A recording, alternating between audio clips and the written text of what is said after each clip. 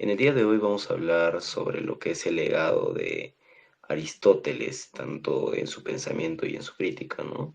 En el episodio anterior discutimos las contribuciones científicas de Aristóteles, donde destacamos su enfoque en la observación empírica y sus aportes fundamentales en la biología y la clasificación del conocimiento natural. Y la obra de Aristóteles no estuvo exenta de críticas, ¿no? Y su influencia en la historia de la filosofía y la ciencia ha sido tanto objeto de veneración como de cuestionamiento.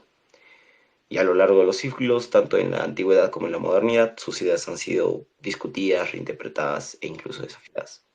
Y hoy nos vamos a enfocar en esas críticas, ¿no? En su legado, tanto de sus contemporáneos como de los pensadores modernos. Esto vamos a hacerlo para comprender cómo han moldeado la interpretación de sus obras. Vamos a examinar su legado y cómo ha impactado en diversas disciplinas, ya que sabemos que Aristóteles no solo fue un pensador clave en la filosofía, sino que también sus ideas han tenido influencia duradera en la ciencia, la ética y la política, y todo lo que hizo Aristóteles llega a perdurar incluso en el mundo actual, en el mundo neocontemporáneo. Sus aportaciones en las áreas tan diversas como es la lógica, la metafísica y la ética hasta ahora, como bien sabemos, siguen siendo estudiadas y aplicadas. Y entonces este análisis nos va a llegar a permitir ver cómo sus conceptos, aunque reformulados y criticados, llegan y continúan siendo revelantes, como su influencia ha sido crucial en el desarrollo del pensamiento occidental, ¿verdad? Y bueno, Marco, ahora con lo que es las Muy bien, críticas a las ideas de Aristóteles en la antigüedad y en la filosofía moderna. gracias, Samir. Es muy interesante Aristóteles y también es muy interesante escuchar las críticas que tuvo Aristóteles. Las ideas de Aristóteles, aunque fundamentales en el pensamiento occidental y el precursor de toda esta ciencia de la clasificación de ciencias y de las categorías, que el silogismo era clave para estudiar cualquier ciencia o cualquier rama del conocimiento, es por Aristóteles. Entonces, las críticas que se tuvo fueron de los estoicos, epicúreos, también de los modernos. En sí, la filosofía de Aristóteles ha sido muy criticada. Para empezar, los estoicos, como Zenón y Epicteto, criticaron algunas de las ideas de Aristóteles sobre la ética y la naturaleza. Los estoicos promovieron la vida de que la idea de que la libertad y la sabiduría se basan en la conformidad con la razón del universo, en contraste con la idea de aristotélica que enfatizaba la virtud como equilibrio entre los extremos. Los estoicos cuestionaron la visión teleológica de Aristóteles y hablamos de la teleología, que es en la ética, no importa el acto, importa el fin, la parte teleológica. La ética teleológica se enfoca en eso. No importa si un acto, el acto que cometas, solo importa el fin de ese acto. Y por ese fin se juzga ese acto. Y como el enfoque ontológico, el enfoque ontológico no importa el fin, importa el acto mismo. Y en este enfoque ontológico de la ética hablamos ya de Kant, con su imperativo categórico. Entonces tuvieron esa visión y cuestionaron la visión teleológica de la ética en Aristóteles. Los estoicos ofrecieron una visión más mecanicista del universo, centrada en la ley natural y el orden racional. Los eh, los estoicos, las críticas de los epicúreos, eh, como Epicurio y Lucrecio, criticaron la teoría aristotélica de las causas y la teleología. La filosofía epicúrea se basaba en el materialismo radical, este materialismo, y en la búsqueda del placer como el bien supremo, en lugar de los fines teleológicos propuestos por Aristóteles, que es la felicidad, buscar la felicidad, y la teoría del conocimiento de los epicúreos, que enfatizaba la percepción sensorial y la experiencia directa como la base del conocimiento, contrastaba con la visión de Aristóteles sobre las formas y las esencias, y que consideraba principios internos de los objetos, que la esencia de una botella está dentro de la botella, la esencia misma. No viene del mundo de las ideas, pero tampoco viene de la forma de la causa material, sino tiene cuatro causas, como vimos antes, de la causa formal, de la causa final, de la causa eficiente. Y estudiando esas causas vamos a conocer la esencia de esa cosa. Y esto los epicúreos, básicamente, que eran, por así decirlo, un poco materialistas y buscaban el placer como fin último y no estaban de acuerdo con esta teoría de las cuatro causas de Aristóteles. También tuvo críticas de los neoplatónicos. Los neoplatónicos como Plotino criticaron la teoría de las formas de Aristóteles, que difería mucho de las ideas de Platón. Los neoplatónicos promovieron una visión más mística y metafísica del mundo, centrada en el uno y la emanación de la realidad desde esa fuente divina que existe, ese mundo de las formas y de que ahí se degrada hasta el mundo material, como imitación, imitación, imitación de esa forma perfecta y pura de las cosas. Y en lugar de la clasificación de Aristóteles de las sustancias y las causas, los neoplatónicos defendieron un dualismo entre el mundo material y el mundo espiritual, y una visión de la realidad como emanación del principio del absoluto, del uno, del bien. También tuvo críticas en la filosofía moderna, la teoría teleológica de Aristóteles, que sostiene que toda la naturaleza tiene un fin intrínseco en sí mismo, un propósito, fue cuestionada por la teoría de la evolución de Charles Darwin, donde la evolución por selección natural proporciona una explicación naturalista del cambio en los organismos sin necesidad de un propósito teleológico, que estos se dan por la supervivencia del más apto, del más fuerte, y no existe un fin en eso, sino el hecho es el que ya está brindándose en el desarrollo de la evolución.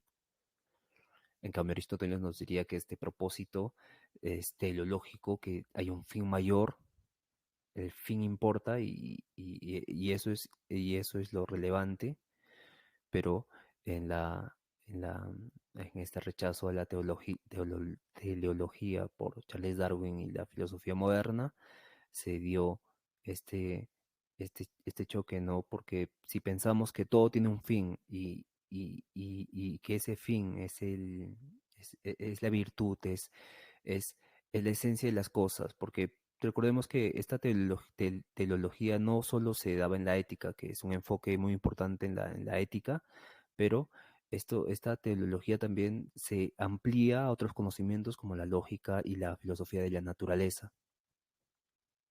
Y esto es muy importante resaltar porque vemos ahí la visión de Aristóteles de pensar que todo en el mundo, todo lo que podemos practicar, conocer y saber y experimentar tiene un fin en sí mismo.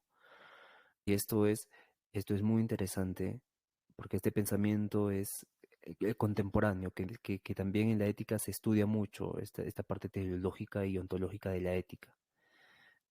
Bien, la generación espontánea, Aristóteles propuso la idea de esta generación espontánea que afirmaba que la vida podía surgir de manera inorgánica.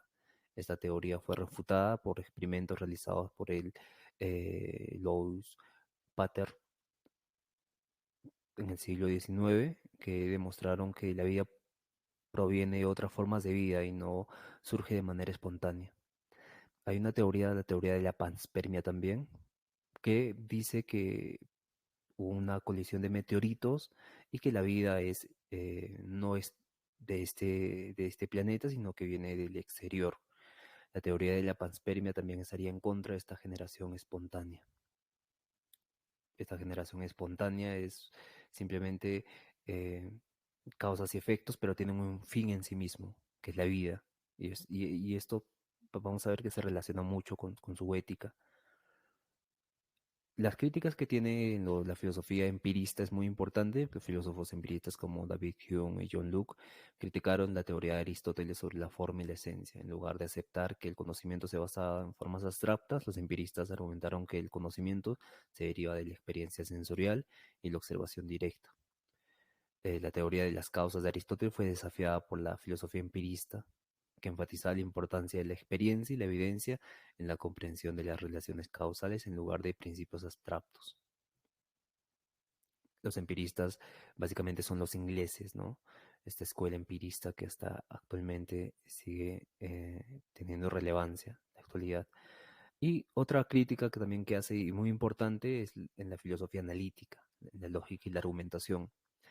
Eh, Básicamente Russell y Wittgenstein ofrecieron la crítica de la lógica aristotélica, porque la lógica moderna se ha desarrollado en nuevas formas de razonamiento y argumentación, mientras que, bueno, como la lógica proposicional y la lógica de predicados, que amplían más el alcance de la lógica más allá del silogismo aristotélico.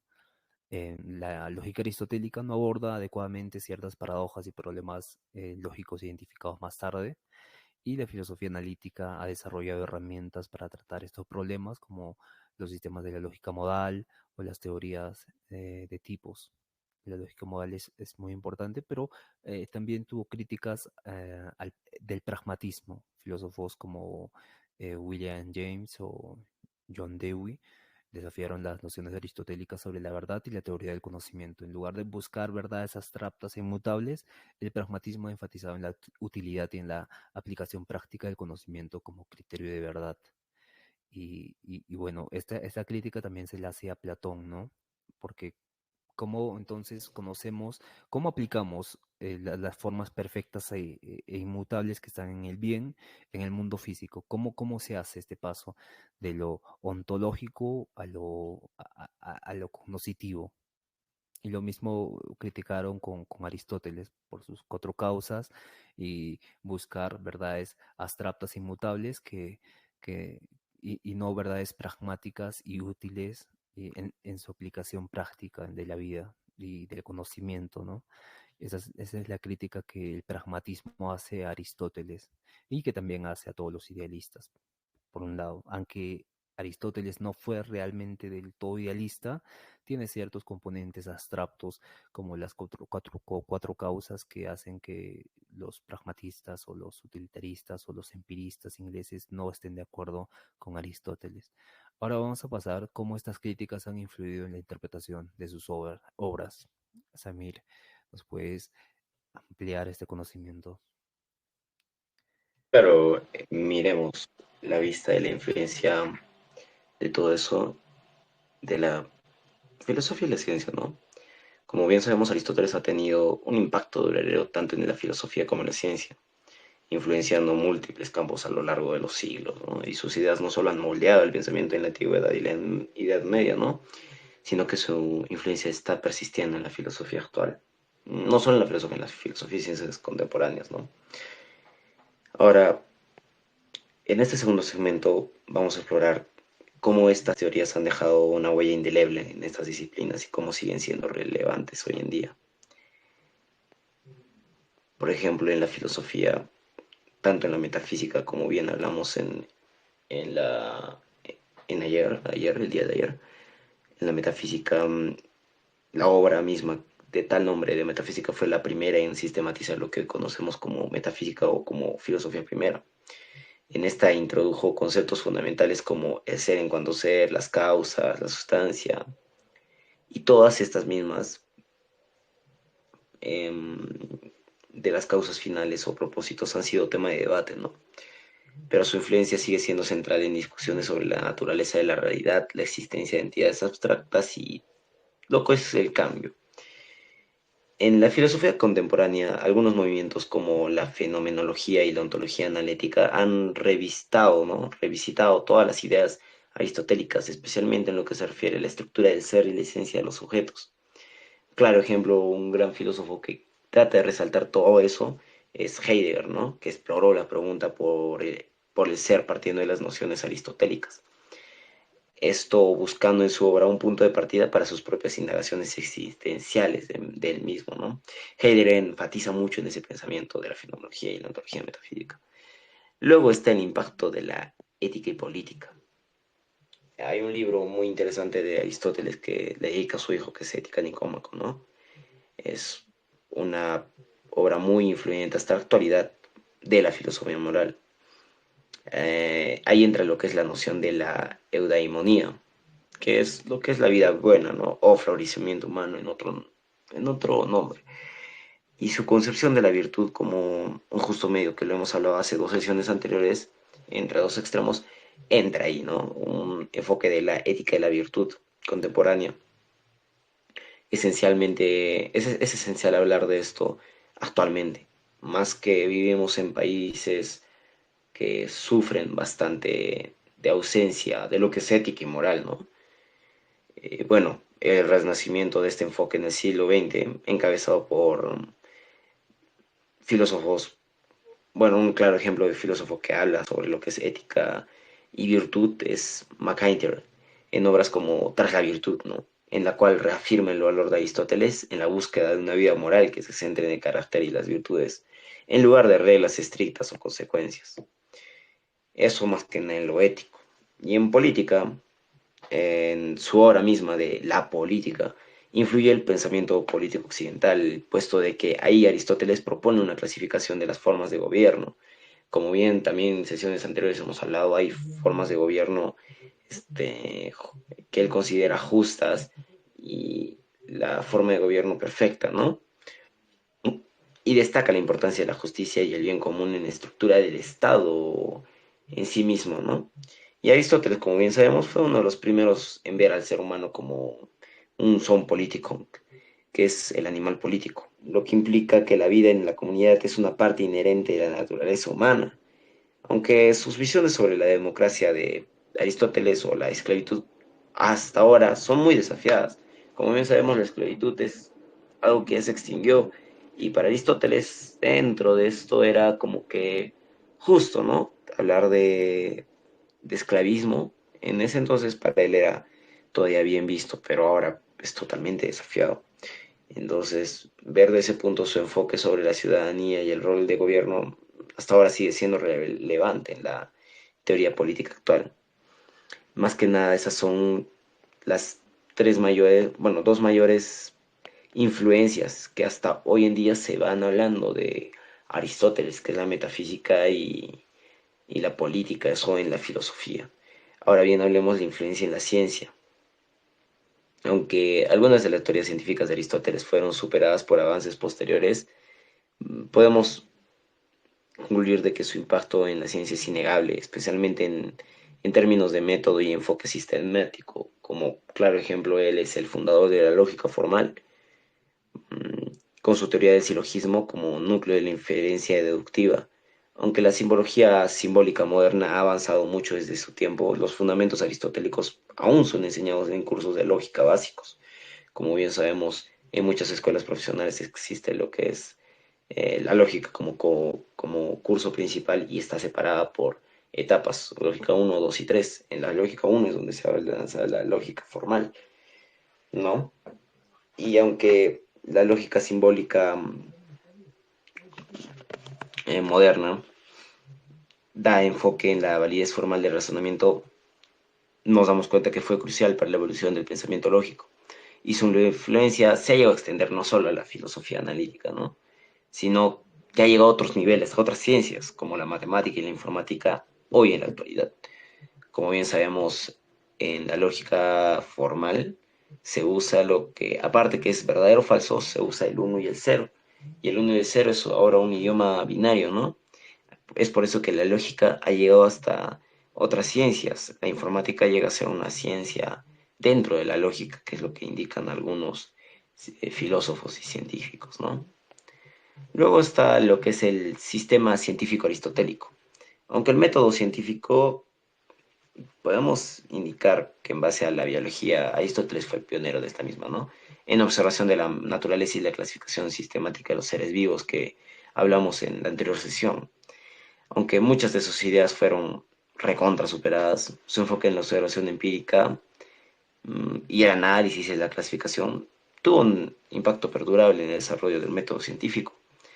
Y para Aristóteles la naturaleza sabemos que está organizada de manera jerárquica y teleológica, con cada ser cumpliendo una función o propósito en el mundo natural. Y en biología, como bien estudiamos, sus estudios sobre animales en obras como Historia de los animales y sobre partes de los animales sentaron todas esas bases para la biología observacional y descriptiva. Aunque el pensamiento que lo desafió es el de Charles Darwin, ¿no? El darwiniano, finalmente reemplazó enormemente la teleología aristotélica. No podemos indicar que Charles Darwin se quedó a la par, indicamos que superó. Su enfoque sistemático influyó bastante en Charles Darwin y también en la taxonomía y en la clasificación de las especies actualmente. Luego entramos a lo que es algo más a una ciencia un poco más alejada de lo que es la filosofía, lo que es la biología, que es la astronomía y física. La astronomía y física aristotélica eh, dominaron el pensamiento durante siglos, hasta que fueron desafiadas por dos grandes figuras en lo que es la astronomía y física, Copérnico y Galileo, ¿no? Grandes personajes. Puesto de que Aristóteles concebía el universo como geocéntrico, con los cuerpos celestes moviéndose en órbitas perfectas alrededor de la Tierra. Indicaba que la Tierra era el centro del universo, según Aristóteles. Lo único que afirmaba que hasta ahora permanece como idea es que la Tierra gira, ¿no? Y también orbita. No solo que todo orbita ante él, sino que la Tierra también orbita. Aunque este modelo fue refutado por la astronomía de Galileo y Copérnico, perduró en la forma en que los primeros científicos abordaron el estudio del universo, o sea, a través del racionalismo y el sistematismo.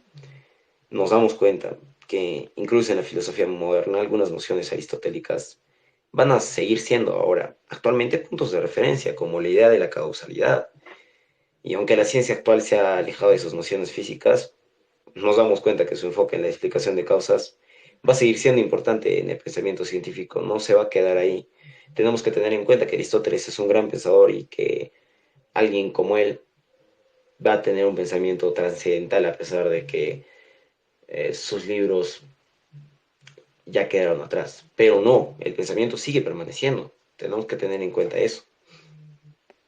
Ahora bien, hablemos de la relevancia contemporánea de hoy en día, puesto de que Aristóteles sigue siendo una figura central en la ciencia y en la filosofía.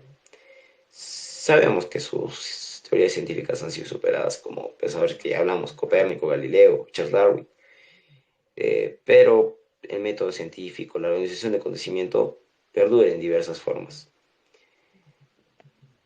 Como bien hablamos, repasando en la filosofía, su ética de la virtud y su enfoque político aún inspiran debates sobre cómo debemos vivir y cómo debemos gobernarnos. Y su teoría del conocimiento aboga por un equilibrio entre la experiencia sensorial y el razonamiento. Vamos a ver esa relación con los enfoques contemporáneos que buscan integrar lo empírico con lo teórico. Eso es poco visto en otros pensadores. Aristóteles deja bien claro en eso. Y ahora, en la ciencia, como vemos, Aristóteles no es más visto que como un científico, es más como un filósofo, pero sin embargo deja en claro que también aportó mucho en la ciencia, en el sentido moderno. Y en este mismo sentido, su enfoque en la clasificación y la observación empírica fue bastante precursor en el pensamiento científico que aún prevalece hoy. Para concluir este segmento, podemos dar a entender que Aristóteles no solo llegó a establecer las bases de la filosofía occidental, sino que dejó una huella profunda en la ciencia.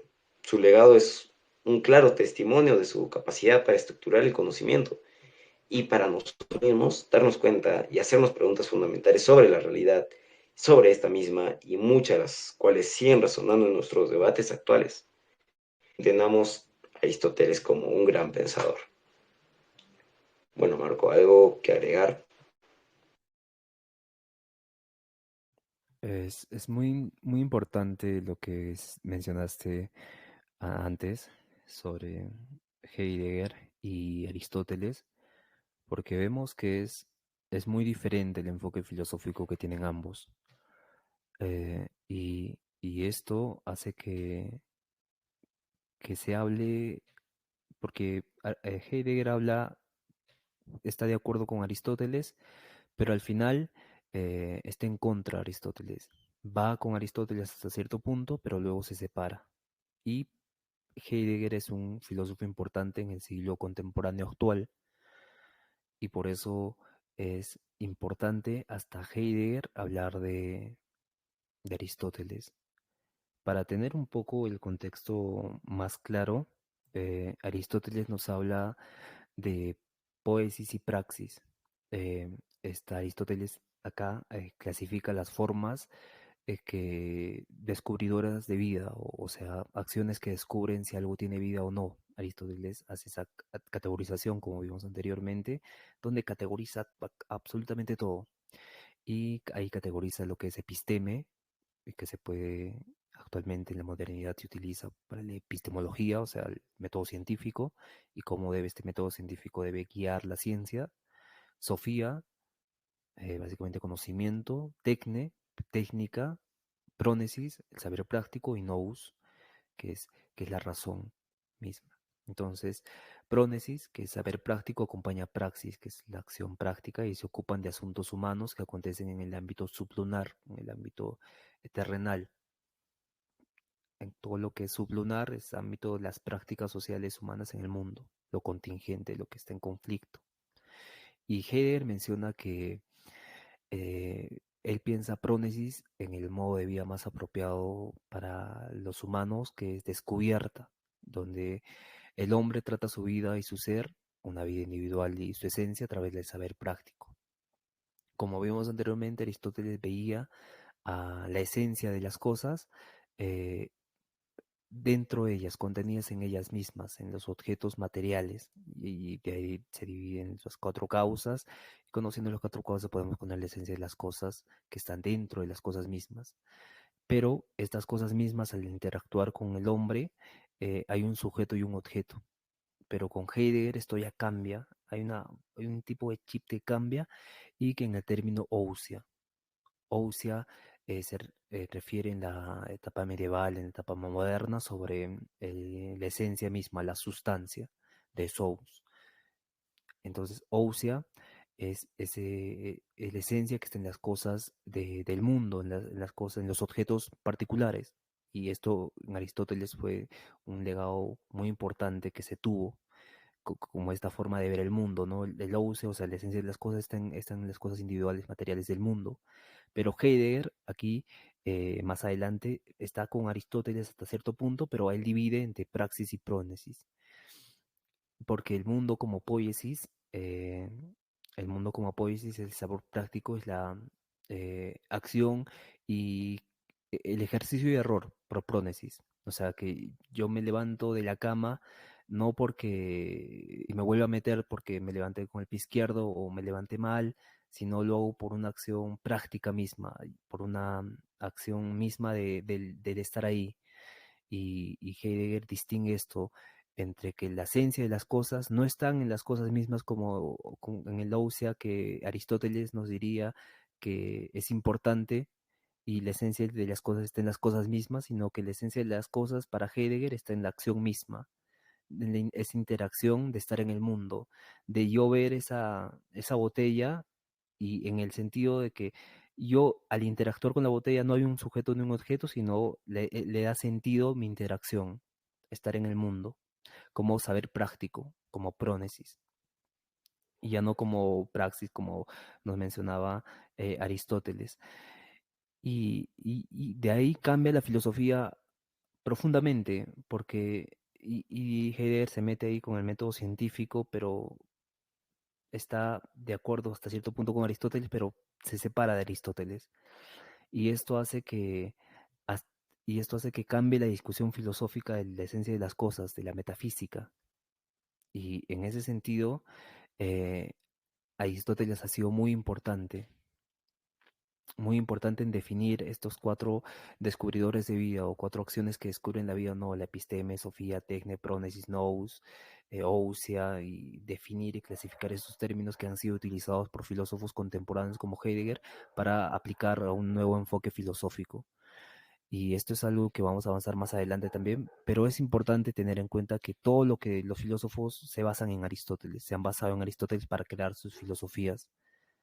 Hablamos de Heidegger, hablamos de Wittgenstein, hablamos de Rousseau, hablamos de Sartre, hablamos de filósofos contemporáneos que escriben también sobre la ética, como Carol Gilligan, Jono Han y demás, porque Aristóteles ha hecho esta clasificación tan exhaustiva de términos, y que esos términos tienen una abstracción muy importante para el mundo contemporáneo.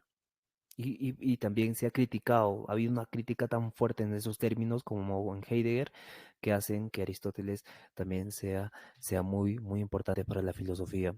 Ya no hablamos de nivel contemporáneo, sino hablamos de nivel escolástico, practístico, la ilustración, eh, hablamos de la filosofía barroca, todos han utilizado a Aristóteles para crear su filosofía, para desarrollar el pensamiento, ampliar el pensamiento. Y esto es, y esto es muy importante. Por eso se habla mucho de Aristóteles y también se le hace esas críticas, ¿no? Por ejemplo, las ideas de Aristóteles sobre la ética y el carácter también son relevantes en debates contemporáneos sobre la ética de la inteligencia artificial y la tecnología, especialmente en relación con la responsabilidad y la toma de decisiones morales en sistemas autónomos. Por ejemplo, si un dron por una falla del error mata a unos pobladores, sino a terroristas en el Medio Oriente, ¿quién tiene la culpa, no? ¿Es la programación o es el que ha programado eso? Si nos basamos en las causas de Aristóteles, la causa eficiente es el que, para quién lo ha creado, ¿no?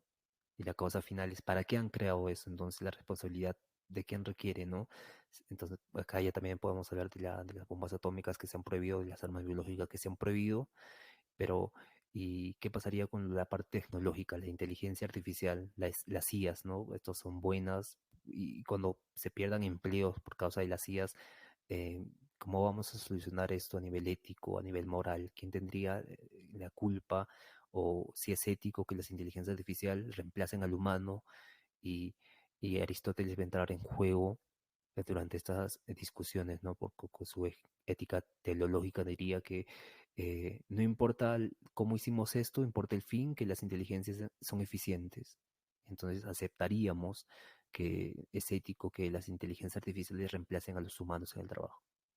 Y acá se pueden abrir un mundo de discusiones y pueden se abrir un mundo de críticas a Aristóteles y por eso es importante Aristóteles hasta en la actualidad y se estudia mucho Aristóteles a nivel mundial. Bueno, amigos, hemos llegado al final de este podcast. No sé si Samir nos quiera recapitular o decir algo más sobre Aristóteles. Y el próximo episodio es las reflexiones sobre Aristóteles, que ya no van a ser más críticas, sino vamos a reflexionar pocos minutos sobre Aristóteles.